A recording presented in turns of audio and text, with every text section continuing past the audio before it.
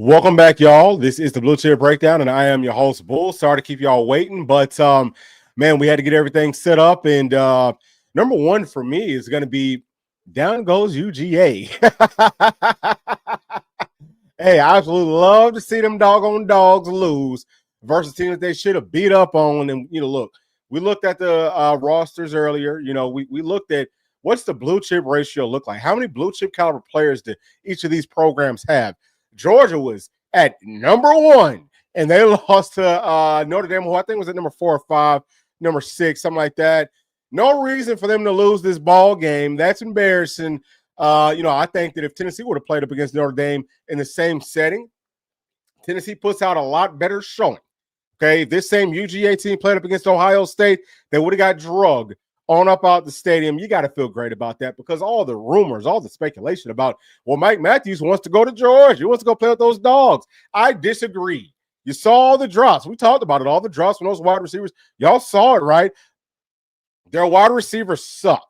You don't want to go play there, and hopefully he's smart enough to know not to do that. Now, if we're going to be talking about Mike Matthews, who I know a lot of y'all are probably speculating, or wondering what the heck's going on with him, at this point, sounds like he didn't get his paperwork in early enough, or as early as we thought.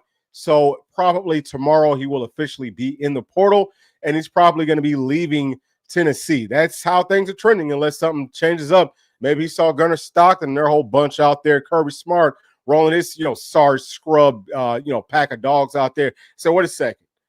Do I really want to go out and test this market? Do I really want to go out here and play with these bums? Do I really want to go do that? Maybe he's going to reconsider. A whole lot of positive things could come from this. Every time Georgia loses, it's positive for Tennessee. And any single solitary Tennessee fan that, low-key cheers for Georgia, you ain't no real Vol. You need to go cheer for Georgia, okay? And I don't tell you how to fan, but if you're going to cheer for Georgia as a Tennessee fan, you ain't no real Vol. And I don't want you on this channel. I'll tell you that right up. I'll tell you that straight up right now. But this is all about celebrating right now. I'm so happy to see Georgia lose, to be out of the play. Hey, listen, we'll see you guys in a few months on pretty much equal playing field because y'all didn't win it. We didn't win it. So y'all in the same spot that we in. Y'all lost y'all's first game. We lost our first game. Y'all's loss, in my opinion, was a lot more embarrassing. So, hey, go Vols, baby. Every time that them dogs lose, it's go Vols. But I also want to talk about Amari Jefferson, 4-star wide receiver from the 2024 class that chose between Tennessee and Alabama, made the wrong decision coming out of high school, chose Alabama. I don't know if he played a lick. I tried to find some film and put it up here for y'all, but I will actually go ahead and put up his high school film. This is going to be his senior film so that y'all can see that. He's a guy that I think, at about 6 feet tall, about 200 or so pounds, really good baseball player too. I don't know necessarily, not saying he's, not a good baseball player, but I don't know if he's good enough to be able to play both sports at Tennessee because we know our baseball team is elite. Okay, Coach Tony V, he wants the elite of the elite. I don't know if Mr. Jefferson is quite on that level. He probably would have had the chance if he would have came straight out of high school, but played at Alabama as a freshman again, didn't really play that much. He's hitting the portal. There's a crystal ball in, or whatever. There's an RPM, however that thing goes with on 3, saying he's probably going to be coming to Tennessee. Had a lot of good things to say about Tennessee. He played at Baylor High School, I believe in Chattanooga, which is in Tennessee, obviously. So, this is a kid that should have came on home, to start it all off. I don't know how the staff feels about it. I haven't seen anything from the insiders, but obviously the wide receiver room is pretty thin. So yeah, bring him on in. Now, I think he's more of a slot body. He can do a whole lot of things. He's a fast guy. He's a strong guy, runs through contact sort of a guy, almost like a running back playing at wide receiver, good hands, really good hand-eye, things like that. But with the way that, everything is kind of playing out with Tennessee, he might have to play a little bit of both, and I'm fine with that. Listen, we're talking about guys like Braylon Staley, Boo Carter, and now probably Amari Jefferson. Again, very early on in this process, but I feel very good about it. Hey, if Tennessee wants him, he's probably coming on back home. But that's 3 slot bodies at about 6 feet tall that you can say, hey, inside, outside guys, you guys got to do it both. And they're very shifty. There's a lot of guys, there's 3 guys that can make you miss. They can do some really nice things. Now, we talked earlier in the first stream today about Benson from Florida State, 6'1", about $195. He's a guy who you want on the outside. Hey, bring in Jefferson, bring in Benson, and then bring in Branch. If we can bring in Branch, which I think maybe we'll at least get a visit from him. If we can get a visit from him, I think he's going to be coming on home. Hey, shut it down. We're good, unless you can go out there and find somebody else who's better. Like if a Ryan Williams or something his supporter, then yeah, you're going to make room for him regardless. If somebody's got to go, then they've got to go. But I'm just saying, so there are, there's some talent out there, and that's a really good thing for Tennessee moving forward with our wide receiver room. And it's probably even better for us to say, hey, we're not going to necessarily target these taller guys that are more straight line runners, but people with a little bit of wiggle. We've been missing that. We need some more of that. So I think that Mr. Jefferson, I mean, y'all were looking at his film, but this is his senior year in high school. Really good football player. Again, very early on in the process. We don't know what's going to happen, but I feel early on, I feel pretty strong that he will be coming on home to Tennessee. So let's take a look at some of these chats, and we'll let his highlights and stuff keep on rolling. This one right here from Ethan said Notre Dame and Ohio State national championship with a question mark. I don't think so, actually. For me, I think Penn State is going to beat Notre Dame. I was never overly impressed with Notre Dame. I was never overly impressed with Georgia either. I said, hey, Kirby Smart's a better coach than Coach Heupel is. But that's more of me saying, hey, Coach Heupel, you got to step it up, as opposed to, me saying, oh, gosh, I think that Kirby Smart is just – he's the next Nick Saban. I ain't one of those. I'm not saying that at all. I think that Penn State versus Notre Dame will be a very good game. I think that that's a tough matchup for Notre Dame. Wasn't overly impressed with their passing game. And actually, I'm actually going to push this down. Let's pull up the stats from that game, y'all. Let's pull up these stats. Let's see how it looks. So Notre Dame only threw for 88 yards. Georgia threw for 225 with a touchdown. But, man, this is where the games are won and lost at. We talked a lot about, hey, if Georgia sticks to the run, maybe they can do some things. Not in this game. 28 rushes for 69 yards, 2.5 yards per. And then Notre Dame, 26 carries for $125, 4.8 per. In playoff football, this is where it's going to be won and lost at. And I know that y'all are watching this game and looking at the pressure, looking at the blitzes that Notre Dame is bringing to Georgia, and you're thinking, why in the hell couldn't we do that? I said the same thing in that game. I've been saying the same thing after that Buckeye game. Why aren't we blitzing more? Why? Why are we sitting back and saying, oh my gosh, we're scared to death. Let's not make any mistakes. Let's make it harder on our guys and not bring any pressure. You got to pressure the quarterback. If that means blitzing, then you have to blitz. And Tennessee, I think, honestly speaking, I mean, our cornerbacks are better than Notre Dame's cornerbacks. Our linebackers are better. Our front four is way better, way better. But they just didn't play like it. It's a lot of things that I'm very disappointed with, and I will, kind of draw in those correlations with Tennessee because I always bring it back home. But I don't know if the defensive stats are up just yet. Doesn't look like they are. I don't know how many sacks Notre Dame had, how many sacks Georgia had. But either way, whenever you blitz or whenever you affect the quarterback, things can change. So I know one thing. Penn State coach James Franklin, he's not going to play conservative. He's going to bring the heat to Notre Dame. And, I think that they can have some success with that. Now let's get on to some of these other chats from my dog, MG Wade, saying probably Notre Dame and OSU. Kind of boring championship, but don't really care since it's not Tennessee. I feel you on that. Wish we could have got Georgia's side of the bracket instead of unbeatable Ohio State. Yeah, I don't think that Ohio State is unbeatable. I think that Ohio State could very well lose to Texas. I can see that happening. Texas can match up with them. Texas will be the first team that, Oregon was pretty close to being able to match up with them on paper, but Texas can match up with them. It's all in what is Sark going to do. Like I told y'all earlier, in games where Sark is not favored, his teams do tend to play better. So would not be surprised to see Texas pull off that victory. And I think that Ohio State might be getting a little bit overconfident. They're feeling themselves a little bit too much. So I'm thinking, for me right now, very kind of, early on in this process, I'm thinking that the national championship is going to be Texas versus Penn State. And I would much rather see that than, because I don't like Notre Dame either. But I can't stand Georgia, so I never cheer for them versus anybody. All right, so from Money Controls It All, saying smack the thumbs up. Thank you so much for that. On the way in the door, Go Big Orange, leg humpers got waxed by a bunch of leprechauns. Yeah, they did. They look like fools. Tennessee played better than any of the upper SEC teams. Go Big Orange. I think so too. And that's very interesting to look at it in hindsight that really I think Tennessee actually did kind of hold our own better than anybody else. so far throughout the playoffs, because Texas did almost lose to Arizona State. Arizona State was a team that, I mean, that should have been a very easy win. Should have been, if you look at it on paper.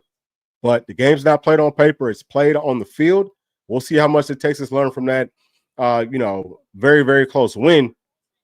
And, I think the Notre Dame is doing some good things. But like I said, excuse me, if the passing game doesn't really get going, I mean, them versus Penn State, that's two teams that aren't great with the passing, but Penn State has shown here lately that they can actually open some things up and do, throw the ball down the field. At least I can point to that, the guy number 44, dude, 6'6", and I think that Coach Franklin said he's like 270. Woo! And he can do a lot of things. He's a really good gadget piece. I like them. I like Penn State to win that game. So from Austin Anderson saying, what up, fam? What's going on, Austin? And again, thank y'all for joining us. And please do make sure to like and subscribe to the channel. From MG Way saying, worst offense I've seen in these playoffs. Yeah, if you're talking about, really both of those teams, man, Georgia's offense didn't look good. Gunnar Stockton, he didn't look good. We felt like Kirby Smart could get some things kind of dialed up. It's all about sticking to the run game. You got to be able to run. If you can't run, man, at this point in the season, from college, high school to college to pro, man, it is tough. You got to be able to run first. You got to be able to stop the run too. And we knew that Georgia wasn't great at, really either one of those things. But I thought that they would try to stick to the running game more, and they just didn't. So Notre Dame exposed them, and I could not be happier. For my dog, D. Taylor, saying, came to hear Bull trashing UGA. I'm not disappointed. Yeah, you already knew that was coming. And we might have a little bit more to come as well from Go Big Orange. Kyle B saying we'll be okay in the long run. Let's go get Amari Jefferson and whoever else wants to play for Tennessee and go win some games. Yeah, I think that we are kind of at a point, at least for me personally, I'm kind of at a point, y'all, where, hey, if you don't want to be here or if you want to play games, even if you're really, really good, okay, that's fine. Just give me the folks who want to play. Give me the folks who want to strap it up and go to war every single week, and starting off right now, because the offseason is really where the championships are going to be built at. How are we going to look during this offseason? Who wants to be locked in during the offseason and then show and prove whenever those lights come on? That's who I want. That's who I personally want. And it's not a knock on anybody, but that's what I want to see. So I'm happy that, other people are kind of feeling that same way. From Cooper McCrary saying, Amari Jefferson, a good pickup, question mark. Yeah, I think that he would definitely be a very good pickup for us because we don't have a whole lot of depth inside the wide receiver room anyway. Now, again, at Alabama, didn't play a whole lot as a true freshman, but he was really good. He's a guy that we wanted. He's a guy that we thought Tennessee had a pretty good chance to get, but towards the end, we felt like it was trending more towards Alabama. That was a mistake. He knows it. He knows that was a mistake. And I think he might be the first to tell you that was a mistake. You don't ever choose Alabama over Tennessee, especially whenever you're from Tennessee. Big time mistake. But sounds like he will have a second chance, and I'm cool with that. Just make up for it, sir. Make up for it, my dog. From MG Way saying, that's what I say too. I am a Georgia resident. Yeah, so anybody that lives in Georgia, that's not, a whole lot of us that live in Georgia, especially, close to the city, we're not Georgia fans. We're not, you know what I'm saying? Like we ain't about the home team. This is a very transient place that I grew up in. But I do have a whole lot of state pride. I love the state of Georgia.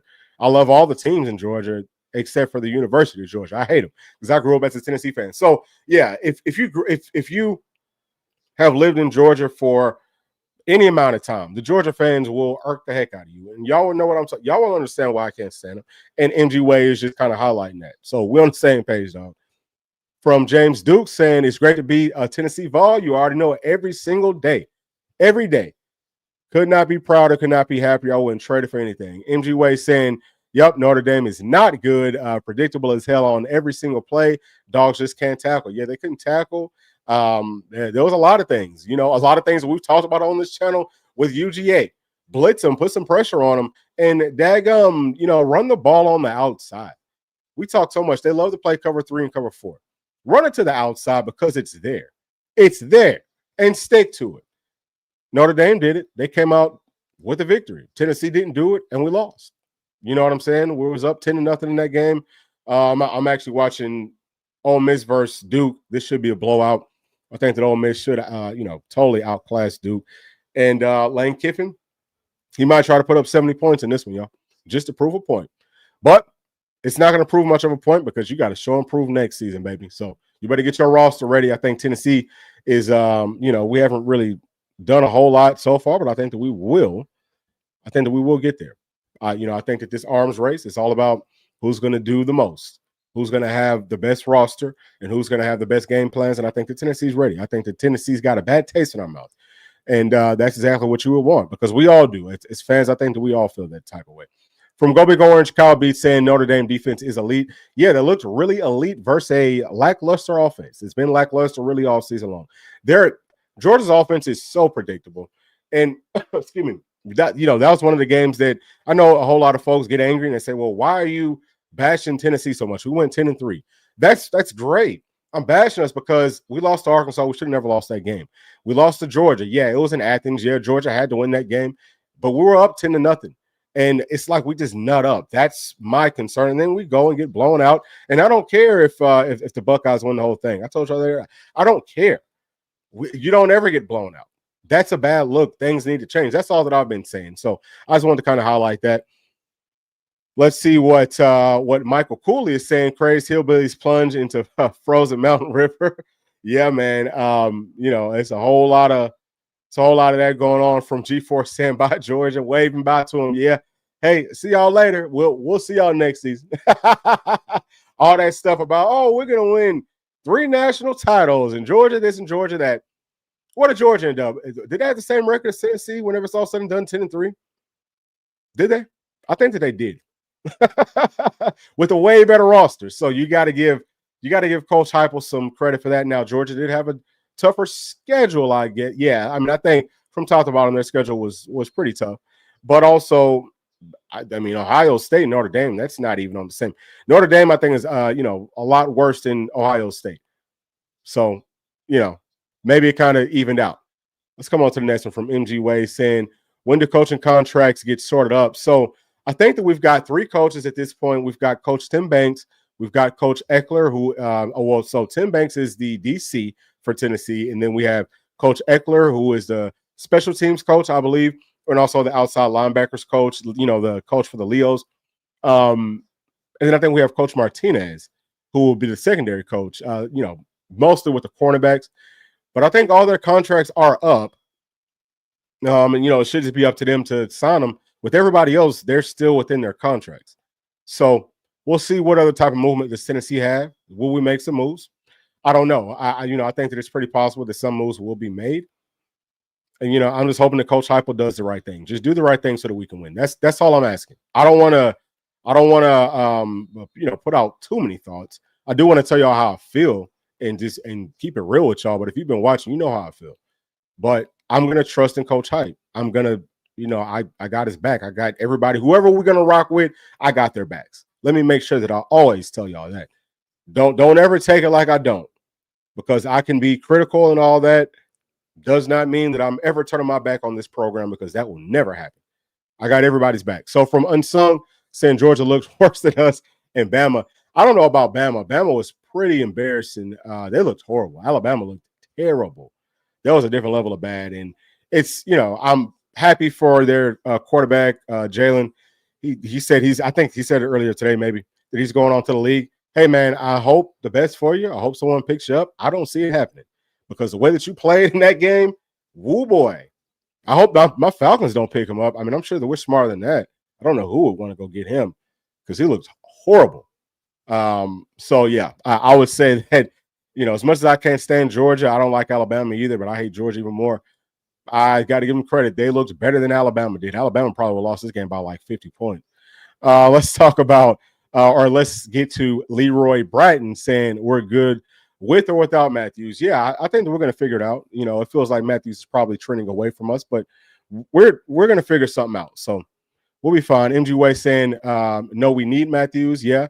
So not to talk out of both sides of my mouth, I would love to be able to retain Mike Matthews, but I think that we will figure it out. And at this point, MG Way, I'm just gonna tell you, dog, I don't know if Matthews is gonna be sticking around. I don't.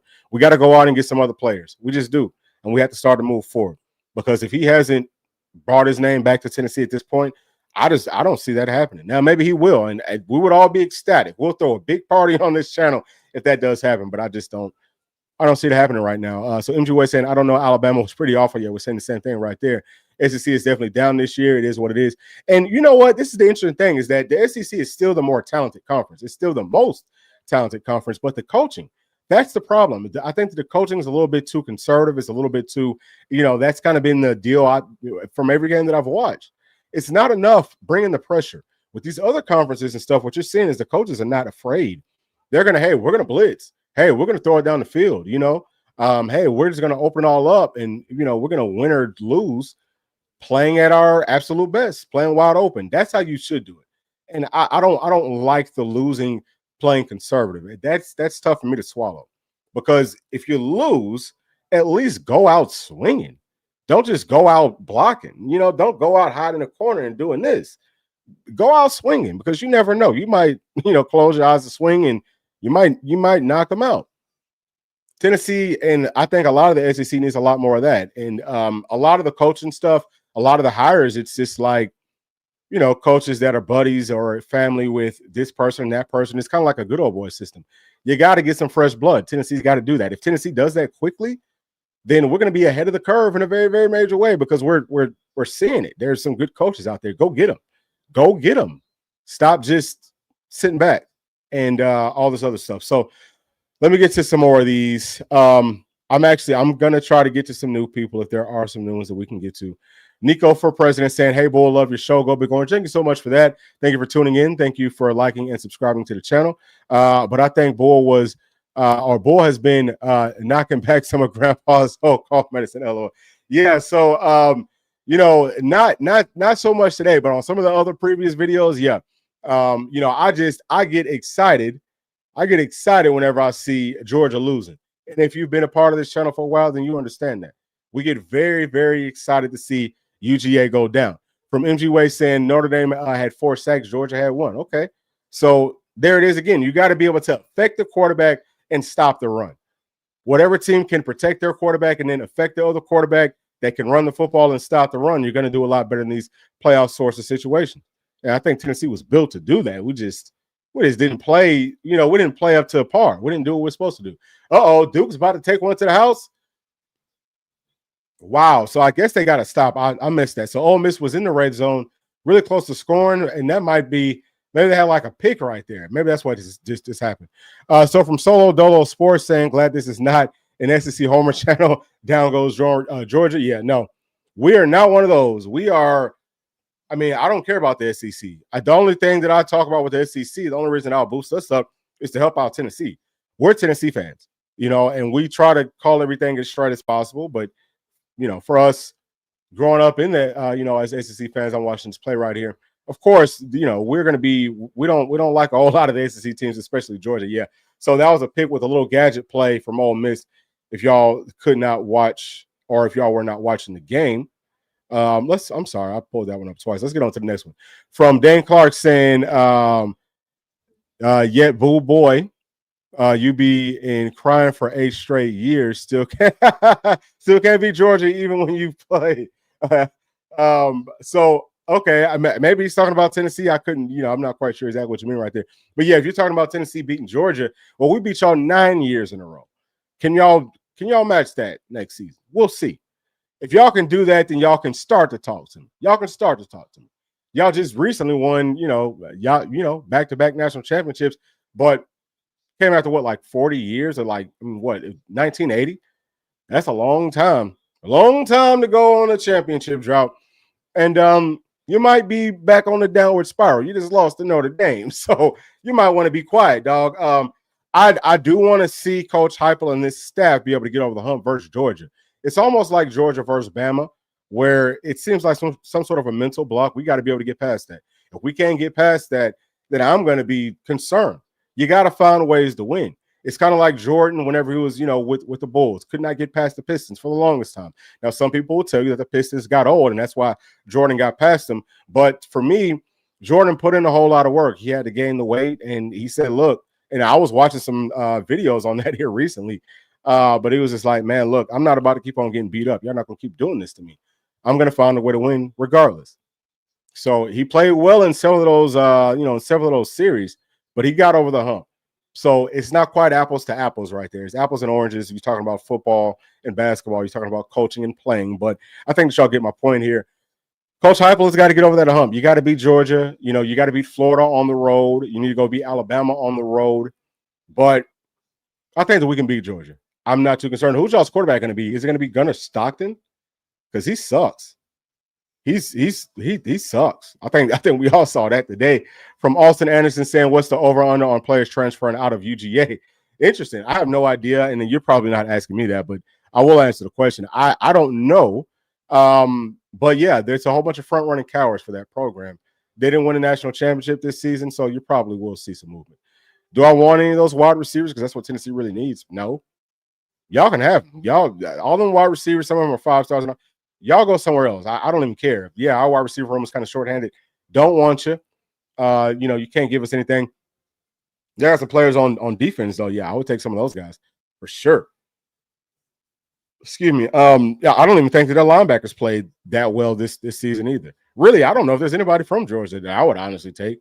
Unless what's that offensive lineman's name, Radledge, unless he wants to enter into the portal. But I think he's done. I think he's going on to the league. But if he wanted to hit the portal, I would definitely take him. I think he's the best player on that whole doggone team. Let's see what MG Way is saying right here. I can't wait to play Georgia and Knoxville next year. Extremely gettable. Yeah, I think so too, especially you're talking about that game's going to be in Knoxville. It's going to be early on in the season. I believe our first big game is that week 3, MG. It's like week 3, week 4. It might be our 3rd or 4th game, whatever. But, hey, it's early on in the season. So we have to be ready for it. I think that we will be very excited for what Nico's going to do. Nico for president is saying, boy, do you think David Sanders starts next year? I'm starting to feel more confident that he probably could. That's based off of more what the insiders are saying, that they think that he might be kind of like plug and play at the right tackle spot. But I think Tennessee's in a good spot at tackle as long as we can retain everybody all the way through spring, because we've got plenty of players that I really like at that position. So we're going to be deeper there than we've ever been, at least up under Coach Heupel.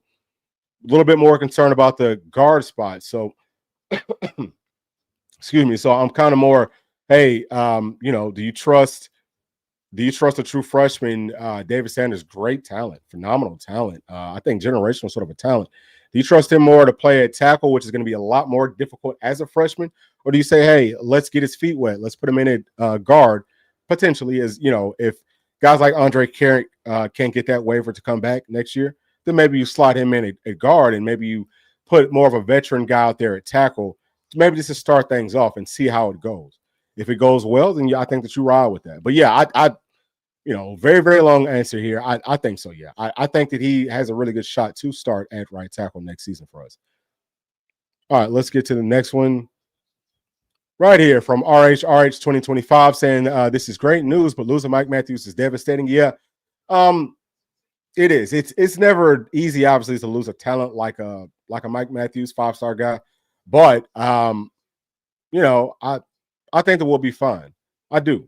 I think that we will be fine if he does not stick with Tennessee. Obviously, it would be better if he stayed. Now, if he stays and, let's just say, if Mike Matthews stays, if we go out and we get Branch and we get Jefferson and we also get – this will be crazy. But if we also go out and get Benson from Florida State, I think that Tennessee's wide receiver room could potentially be better than it was last season. Could be if all those things happen. Excuse me, y'all. From Bo Hunter 101, what's going on, brother? Saying, what's up, Bull? Go Vols, go Big Orange. I feel you on that.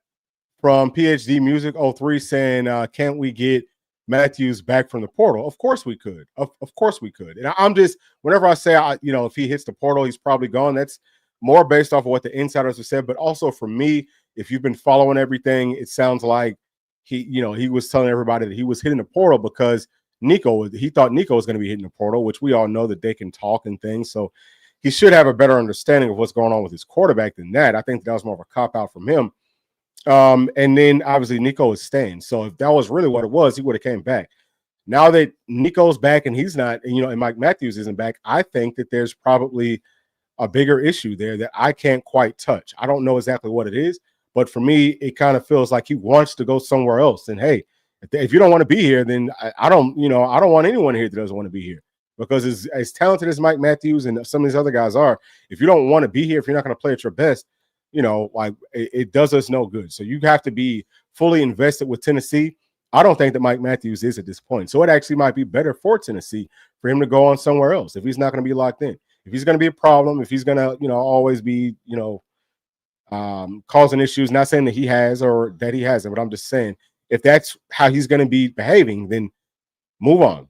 Go get somebody else. You know what I'm saying? Let's move on to some other guys. So MGWay saying, excuse me, I think now that other playoff teams are dropping off, this opens up some transfer opportunities. Yeah. I mean, it's definitely coming. This is the month that Tennessee needs to be just going out tampering because everyone else is doing it. And look, I wouldn't be opposed to us going to tamper with a guy like Jeremiah Smith. Say, hey, listen, buddy. He's probably making about $1 to $2 million per year, probably something like that. I'm speculating there, y'all. Let's go ahead and say, hey, listen, we'll go ahead and give you 8. We're going to give you 8. We're going to give you $8 million per year. And I think he's worth every single penny. I really do. I would do that. I would do it. Somebody's going to try it. I promise you. Someone is tampering with Jeremiah Smith, and they're offering him an obscene amount of money. So, yeah, let's go get guys like that, and let's go win a national title. Let's just go all in. Let's do what we're supposed to do. From Tina T. Oh, I'm sorry. Excuse me, Tim. From Tim T. Saying game was over on the sack, fumble at the end of the half. Yeah, I think so too. Excuse me. You always have to kind of like watch Georgia because they do a good job of coming out in the second half and switching things up. I was curious to see how are they going to, respond to how they looked in the first half. And, Notre Dame did a really good job of kind of sticking to what they did. They didn't go away from it. So that's something I think that our staff can most definitely learn from as well. From PhD Music 03 saying, I hope. Okay. Let's see what else from Lamone's, my dog Lamone's Jr. saying, go big orange. You already know. From Peggy Joe Hill saying, great show. What about them dogs? Go Vols, go. Happy New Year. God bless all. Thank you so much for that. Yeah. So Peggy, I'm right there with you. You know what I'm saying? How about them dogs? How about them dogs? I'd love to see them lose. That makes every single day for me. You know what I'm saying? Every time that they lose, that makes my day. From Richard Grindstaff, Happy New Year, Bull. Thank you so much for that. Happy New Year to you, Richard. Happy New Year to you, Peggy. Happy New Year to everybody. From Bow Hunting 101, the roles are reversing in college football. I think we are next. Yeah, hopefully so. I mean, you gotta go take that stuff though. You know what I'm saying? Like you can't think that it's good. And I'm not saying that you're saying this by any means because I know that you're not saying this, but we can't sit back and think, hey, man, this is our turn and think that it's going to fall in our laps. I don't know if anyone really feels that way within our organization from top to bottom. I think that people know, hey, you got to go get it. So let's go get it. Let's go make the moves. Let's kind of switch some things up. What I just said with Jeremiah Smith, that sounds crazy, right? Offer him $8 million, go tamper with him. It's a whole lot of risk involved in that, but you got to take the risk. You do. I mean, no risk it, no biscuits. You got to go get it. And I think hopefully the Coach Heupel will start to show some of that because I want to see some more movement inside of the portal. I want to see some big names. I think especially at wide receiver. We need at least one big name at wide receiver. We do. We need a really big name right there. If we can go out, if there's some more big names that come in some other spots, go get them. Safety is a spot that we've talked about some, but not too much. I would love to go get a lockdown safety. Let any of them safeties that have shown that they can cover, have shown that they can also play inside of the box. Let any of them even act like they want to hit the portal, act like they're not happy. Go get them. Go get them. If you got to overpay, then overpay. That's cool. Something else that I've seen from On 3, I want to say it might have been Pete Nakos. Don't quote me on that. It might have been somebody else. But somebody from On 3 said that Tennessee is one of the programs that pays a lot of money to everybody and not as much to the top-end players like it seems like most other programs are doing. We got to stop doing that. Pay the money to the top-end players. Pay the people that are, I don't want to say worth it because I think they all deserve money, but y'all get my point. Let's go pay the real guys. If we have to overpay, then overpay. And I also heard this that we're going to spend a lot more money this offseason. Our NIL budget is going up. Hey, if you got it, spend it. Don't, because you can't take it with you. Spend that money. We got to go spend it. And I think that if Tennessee does that, then we'll be in a great, great position. All right, let's get to the next one from Aaron Atkins saying, "Go big orange." I agree with how you feel. We need to be critical at this point. Yeah, we have to make changes. We have to make changes so that we can get better. From Matthew Wilkins, also saying, let's not forget, we used to score 50-yard tugs off of bubble screens when our receivers were physical enough to push people off the line. Yeah, that is true. We need guys that can take it the distance off of some of those bubble screens, off of some of the underneath stuff too. We haven't seen that in a little while with Tennessee. It can't always just be, hey, we got to scheme it up perfect. Sometimes you do need those Jimmys and Joes to make things happen. I think hopefully Tennessee will go after those types of players. From Oreo Puppy Dog saying we need to spend $10 million more to compete nationally. Yep. So we just talked about that. I'm glad that we are. Kind of feels like we're all on the same page with that type of stuff. Okay, so I'm seeing some more. Here's from a new person. Vance Horner saying, I thought we Tennessee led for Zachariah Branch, but how it seems like we're just one of the teams in the mix. I don't know. He's taken, I think at this point, it would be 3 visits that he's taken. Tennessee, he hasn't set up a visit with us just yet, but those other visits might have already been lined up. You know what I'm saying? I think that he will ultimately end up visiting Tennessee. If he doesn't, then yeah, that is a major problem. But I think he will visit Tennessee. And if he does, then Tennessee will probably be the leader at that point. That's typically how it goes. Whenever players visit Tennessee, they put us up at the top just because it's so different. We have so many things to offer. And it's just Knoxville is like no other place. And I'm not saying that as a Tennessee fan. I'm saying that just keeping it real.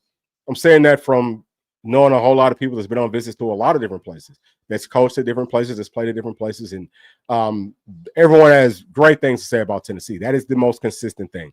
If you've been to other places and Tennessee, then you know that it stands apart. Our fan base, I think, is really what drives that.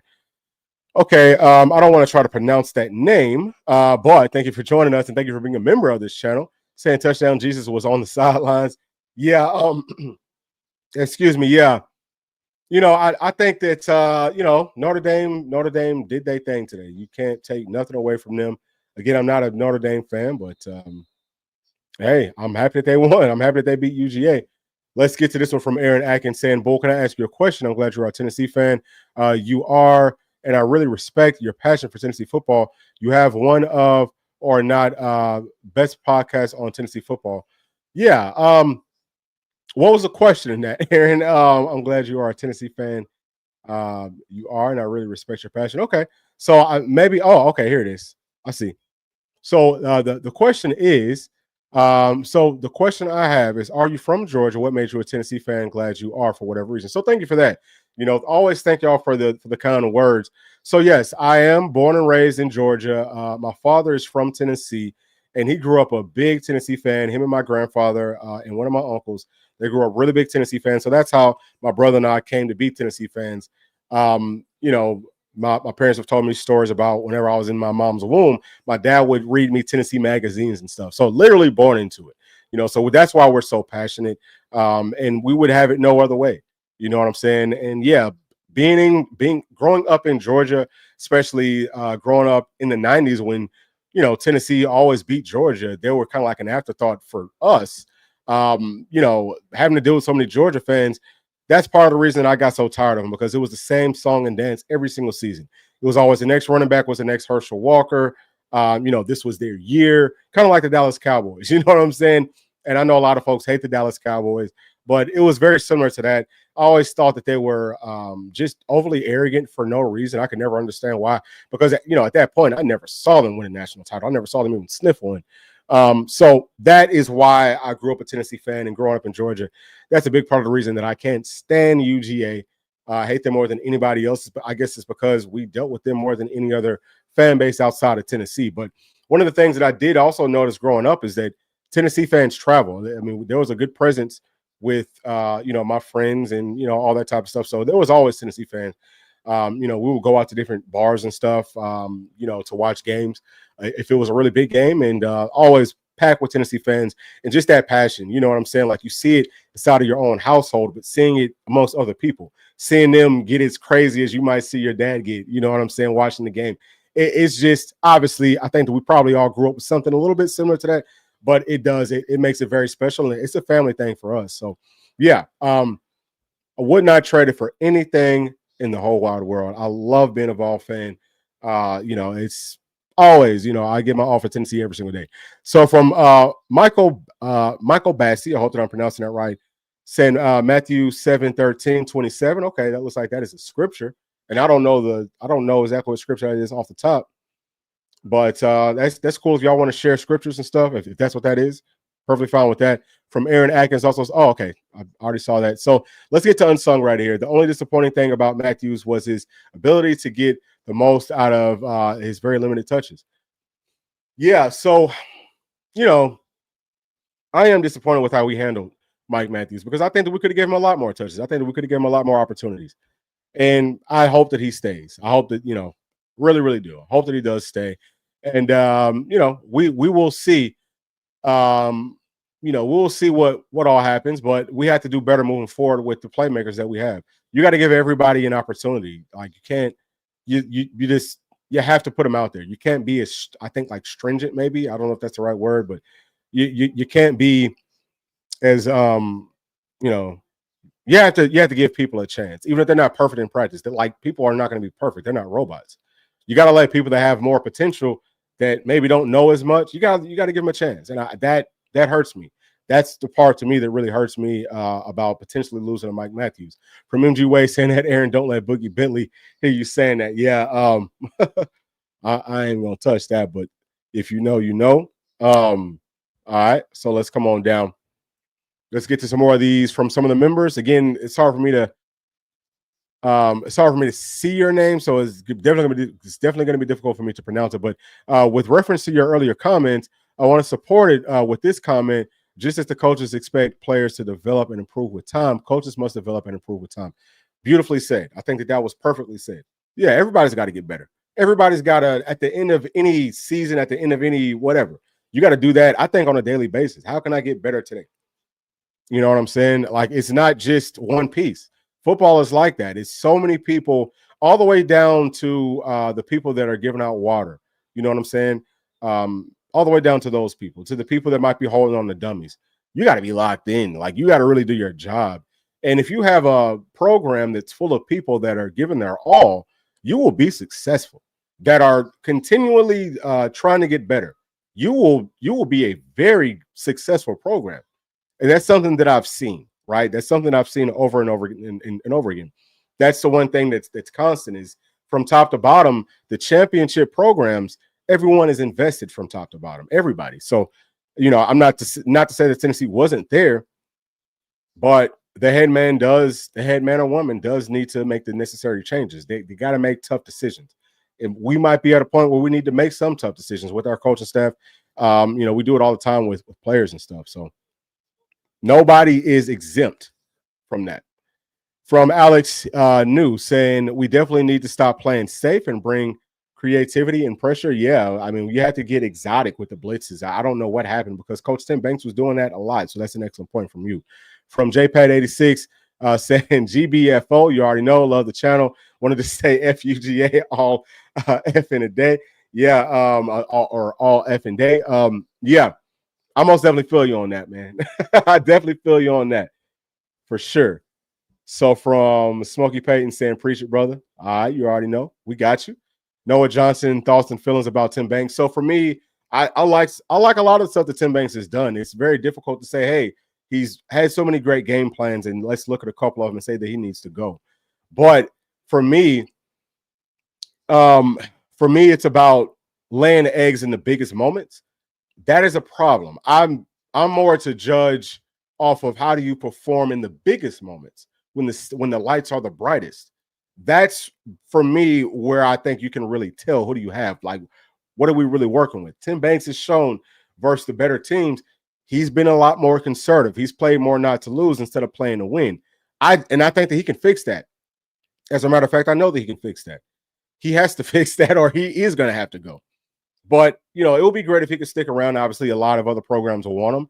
I don't know who you could go out and get right now. I mean, we could talk about Michigan's, their coach on defense. He's a guy that he's done some nice things in really big moments. I love that. But he's also laid some eggs versus some teams that maybe he shouldn't have. But he's also, he hasn't worked with the best talent. And he might need to bring his entire staff. That would erase some of the other players, some of the other coaches that I like that Tennessee does have currently on this staff that aren't necessarily coordinators. So, Very, very long answer just to say, excuse me, I would love to be able to retain everybody on our staff. That includes Coach Banks, as long as they are willing to adapt and change. If they're stuck in their ways, and they need to go right now, because you can't not bring pressure if we're not getting pressure. You can't not blitz and think that that's going to be good enough, because we will continue to lose the same games if you do that. That's not good enough for me personally. But that's just my thoughts from Vance. From Vance Horner saying we've gotten some great players from Georgia, Jamal Lewis and Eric Berry. Off the top of my head, yeah, there's a whole lot of. I think that Deion Grant's from Georgia. A whole lot of good players come from the state of Georgia. A lot of them. Obviously, Dobbs came from Georgia. There's a lot of them. We could go on forever about players that came from Georgia. Georgia is loaded with talent. Georgia is one of those states that, like, you get a 3-star from Georgia, that's as good as a 4-star from most other states. And I'm not playing with you. I'm dead serious when I say that. But while you're talking about that, and we also talked about Jeremiah Smith, something I did actually want to bring up. South Florida is a place that Tennessee really hasn't targeted very much of. I have no idea why. Because me growing up in Georgia and understanding how good the football is here, South Florida is the one place that I think is better than Georgia. The talent there is ridiculous. Like, they've got some dudes. So, I mean, Jeremiah Smith, obviously, incredible talent. There's a lot of Jeremiah Smiths walking around in South Florida. A lot of them. That might not, maybe they just don't have the opportunities or whatever. Maybe they don't take football as serious. But South Florida is a place that Tennessee needs to have a very strong footprint in. Listen, guys, I will take one for this team because I love it so much. I will sacrifice. If the coaching staff says, hey, listen, Bull, we need somebody to be our footprint down in South Florida. Dang it, Coach. Come on, Coach. I'll do it. All right. I will do it. I'll take one for the team. I will go set up camp in South Florida, and I'll make sure that we got everybody. Okay. But yeah, that is a place that I think Tennessee does need to. And I'm shocked that more teams aren't trying to target South Florida. That's crazy to me. But trust me when I tell you, the talent level down there is completely and totally different. They're like, they're like superhumans, like aliens or something. Like, it's crazy. So I would love for us to have more of a footprint down in South Florida to get some of those very, very special talents down there. But everyone right now is just kind of fighting over Georgia. I feel like South Florida is wide open. So great questions from everybody. Here's one right here from Dustin Young asking, why has the Braylon Staley talk been quiet all year and now as well? Nothing from him. Is that a good thing? So when you say Braylon Staley talk, and I know that you won't be able to answer this in real time, but as I'm kind of like thinking out loud, do you mean talk with him transferring, or do you mean talk with him just as a player and all that? If you mean with him as a player, well, first, if you mean with him, transferring, I think that he's locked in. I think that he wants to be at Tennessee, which is why we're not hearing much rumblings about him potentially leaving. But if you're talking about him more as a player, why haven't we heard more about him? He was banged up throughout the season. And, it's unfortunate. It kind of set him back. I want to say maybe in the spring or maybe over the summer, like in fall camp, he did get a little bit banged up, and that, set him back. But he's a very talented player. He's a dog. Actually, P and I have said it several times that we look at him on the same level as a Mike Matthews. So Braylon said it was a 4-star. Mike Matthews was a 5-star. But y'all know how we feel about the star ratings. A lot of that's going to be politics. Not to say that Mike Matthews does not deserve his 5-star rating, but I do think that Braylon Staley probably also deserved a 5-star rating. He's a very good football player. He can do a lot of things, and he's a dog. He's very tough. So I think that moving forward, he's a guy that, hey, it might be good if Tennessee doesn't go out and target too many players at wide receiver, because you want to let the young guys play. We don't want to keep on doing having the same issues where we're not letting some of these younger guys play. Now, our roster at wide receiver is not going to be nearly as deep as it was last season. We even talked about that as well preseason about, man, we have so many players. How are we going to get everybody touches? It's going to be tough. We talked about having different packages for different situations and things like that, but we never even touched that. You know what I'm saying? But if we do go out and add more players, I would love to see that be something that Tennessee tries to implement. Hey, have some different packages. You know what I mean? And make it fun for these guys. You know what I'm saying? Like, make it keep them involved, keep them engaged, and you will keep them on your roster. That's just my thought. I don't have all the answers, but that's just, from the outside looking in. Those are some of my thoughts. But I think that Braylon Staley, we just haven't heard much about him just because he was kind of banged up.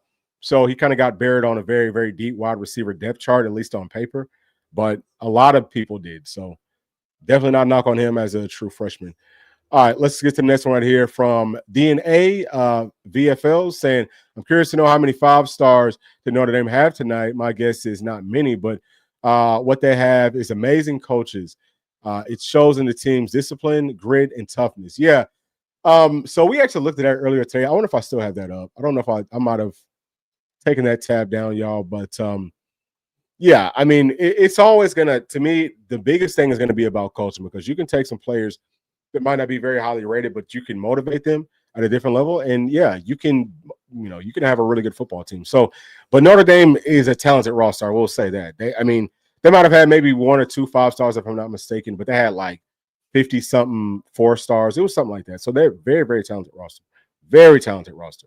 But it's not always about them stars. I think that they've done a very good job with managing their roster. Imagine what Brian Kelly would have done with that same roster, because Brian Kelly, he had a bunch of 5-stars on his teams. And they went versus Alabama. I mean, we all know what happened in that game. They got destroyed. But that man can't coach. So, all right. So from Unsung, talking to Dustin, I apologize for leaving that one up. So from MG West saying, I wonder about the strength and conditioning program for Tennessee. Yeah, a lot of people have been asking about that. To me, it's fine. For me, whenever I think about the strength staff, it's more about, are our players getting injured? You know what I'm saying? Like, how many players do we have getting injured? And if we don't have a whole bunch of them, then I think that they're doing a really good job. And we didn't have a whole bunch of them this season. It was a lot less than most teams. Very good job of our players staying healthy over the course of the season. That's the biggest thing. And I also feel like there was enough burst, there was enough pop. I never felt like we were, necessarily physically outmatched, even versus OSU. I don't know if I could say that we were necessarily physically outmatched from top to bottom. A lot of the stuff was more X's and O's, but I think that they're doing a good job. That's just my thoughts. It's just, but I know some people are a little bit concerned with that.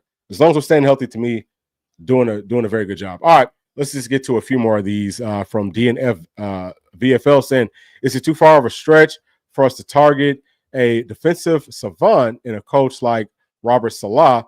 Pro to college seems to be working out for Chip Kelly. So I'm going to keep it real with you. I don't even know who he is. So you would have to tell me what team is he coaching for, but it sounds like he's coaching with an NFL team. I haven't really watched too much NFL football in the past few seasons. I have not watched it as closely. I think that, they're really, really good. They're very talented, but it's just kind of boring for me. So haven't paid too much attention to it. But yeah, I don't know how many NFL coaches would want to come to college. And the reason for that is in the NFL, they're getting paid more money. They have a lot less on their plate, a lot less work. College coaching, it's very difficult. You barely ever get to see your family. You're always on the road. You're always on the phone. You got to go out and get players. And then whenever you get them, you might have them for a year, kind of like what it looks like is going on with Mike Matthews for us. And then they could go on somewhere else. You got to hit the portal. They just don't have very much downtime. They don't get paid enough. So I don't know how realistic it is for an NFL coach to come down to college, but that's just my thoughts. Some coaches might want to do that. Some coaches might have to do that. If he gets fired, then, possibly. All right, I think we might end it on this one, y'all, because we're getting very close to an hour, and I want to make sure that I can enjoy this game, and I know that y'all want to do the same. So for Mr. Toastman18 saying love this channel, thank you so much for that. We definitely appreciate all the kind words. I'm hopeful for our future. We do have quite a few things to work on, but I think we are good. I do too. My main thing is the offense. We literally ran a Pee Wee football offense. Yeah, we're gonna have to open some things up for sure. And I hope that I'm sure that they see that. Hopefully they do. If they don't, then I'm gonna tell you, man, as much as I love Coach Heupel and as much as we all love all the coaches and including Coach Heupel, they won't last long. Because if you don't change things up, as productive as we was this season making the playoffs, we'll go backwards in a big way, in a really, really, really big way. So they have to switch things up. If they don't, then they won't be here for long. We'll just be kind of like back to square one. So hopefully they feel the same way as you do. I don't know if I would quite call it a Pee Wee offense, but I definitely get your point. We could open things up a lot more. It was way too straight up and down. I like to say that we were running like the base of an offense, like the trunk of a tree with no limbs and branches to it, just very, very basic stuff. You can't do that with coaches that, are really good at their jobs, because they'll figure you out. And a lot of them already have. More of them will have figured us out next season. So we have to be able to open some things up for sure. But that's going to be it, y'all. Very happy that Georgia lost. Sounds very good about Mr. Amari Jefferson sounds like he will be. Hopefully, we can get him up on a visit and bring him on back home where he belongs at. And we got to keep on finishing strong.